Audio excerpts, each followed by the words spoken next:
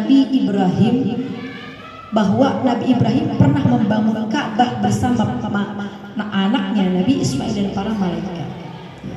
Walaupun Ka'bah itu bentuknya hanya batu ya, batu yang persegi 4, tapi sejarahnya luar biasa. Ya, sejarah umat Islam di situ. Umat-umat sebelum Nabi Muhammad adanya di situ. Ya.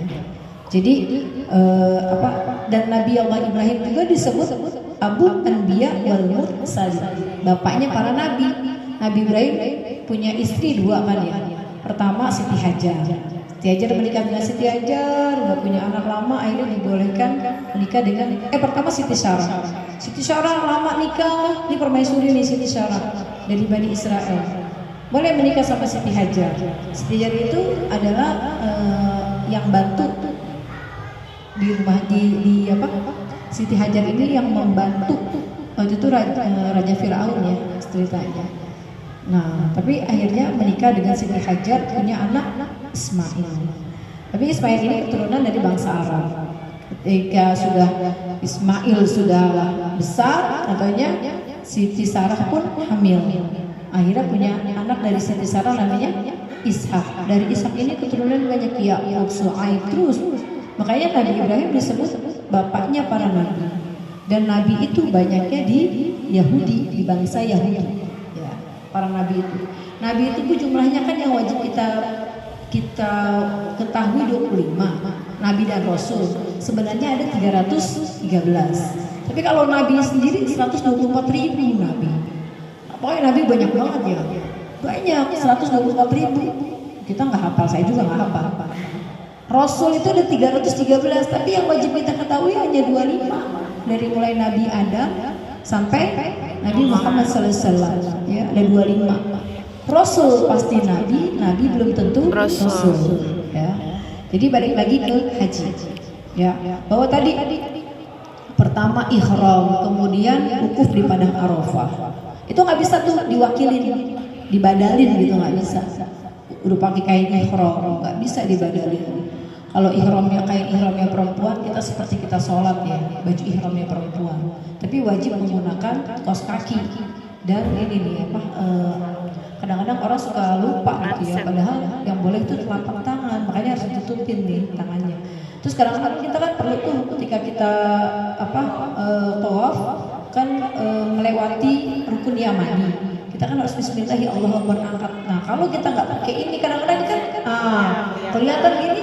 Nah, untuk menghindari itu kita harus pakai manset gitu ya, lebih aman, pokoknya lebih aman lah. Karena kan di sana nggak tiap hari. Kita kalau sholat di sana belasan ribu pahalanya, sayang-sayang kan ya. Kalau kita sholat dengan sia-sia, dengan asal-asalan syarat rukunnya gitu. Kemudian niat ihram, kemudian tawaf, wukuf, tawaf, sa'i, kemudian sa'i, kemudian terakhir mencukur rambut, tahallul dan tertib. Itu rukunnya. Kalau itu ditinggalkan, maka hajinya tidak sah. Artinya harus ngulang lagi. Tahun depan boro-boro, tahun depannya sekarang di Indonesia harus 30 tahun ya. Orang karim, anak kita lahir udah daftar. Gimana tuh ya kan? Tapi Allah Maha Pemurah, Allah Maha Rahim, Rahman, Rahim. Makanya gini, al-hajju waftullah. In sa'alu u'tu. Ini hadis Rasul. Wa in unfiku yunfiku alaihim wa in ughfiru yaghfiru lahum. Haji itu para hujjaj, al-hujjaj wal umar wafdullah. Orang yang berhaji dan umrah itu adalah tamu-tamu Allah. Tamu istimewanya Allah. Karena kita baik ke Baitullah, ke rumah Allah. Ya, ke rumah Allah. Jadi karena tamu Allah, Allah akan mengistimewakan kita. Insa'alu u'tu. Kalau kamu mau minta apa aja di sana pasti diijabah. Ya, diijabah, minta apa aja diijabah. Insa'alu u'tu. Wa in ughfiru yaghfiru alaihim. Kalau kamu minta ampun sama Allah di sana pasti diampuni. Wa in unfiku yunfiku.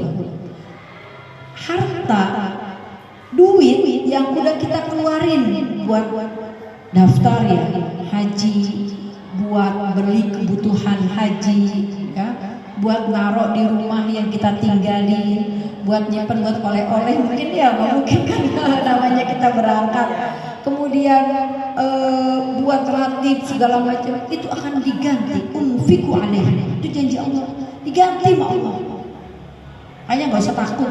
Ya Allah, haji mahal banget ya, sekarang udah kita setor 25 juta ditambah jadi sekitar 60 juta, 25, 60 dikurang 25, sekitar 40 jutaan lagi deh kita, 35 juta itu yang buat biaya haji doang. Belum nanti kita di rumah ini berapa, usah nggak hitung-hitung ya, usah gitu-gitu ya, udah ntar insya Allah ada gitu, ada insya Allah ada, ya pasti diganti oleh Allah, yakin, karena itu sudah hadis Rasulullah.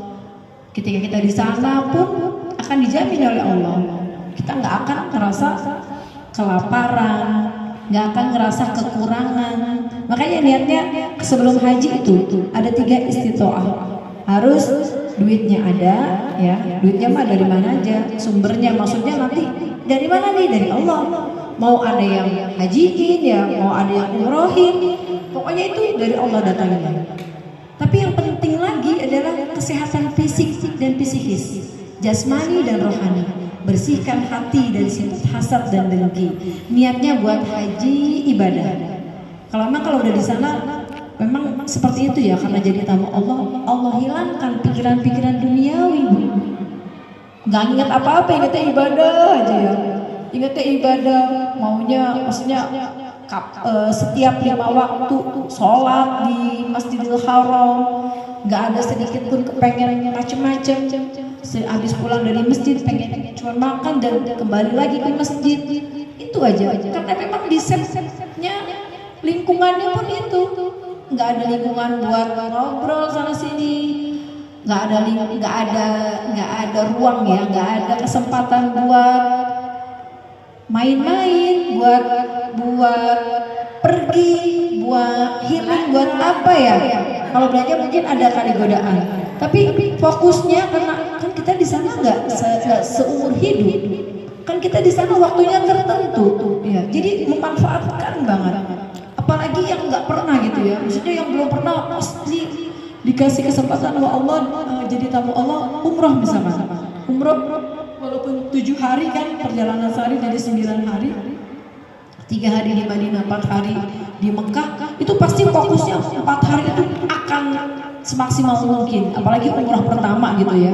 Umrah pertama baru kali itu melihat Ka'bah, pastinya berderai-derai air matanya dengan keharuan, dengan ya Allah gitu, kok nggak nyangka sampai di sini. Terus-terusan begitu semangatnya untuk beribadah ke sana.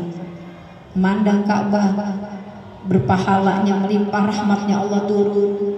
Terus sholat di sana sambil tawaf mengelilingi Ka'bah. Pastinya ketika melakukan tawaf wada pun akan menangis, kapan kami akan kembali lagi ya Allah. Mungkin kalau ibu-ibu yang sudah merasakan umroh kepengen kembali lagi ya, kepengen kembali lagi. Mengapa ada efek kayak magnet gitu ya, magnet. Pun siapapun akan merasakan seperti itu. Efek magnet yang menginginkan kita balik lagi ke sana, balik lagi. Bukan berarti orang yang bolak-balik umroh itu enak banget ya, umrohnya bolak-balik kayak dia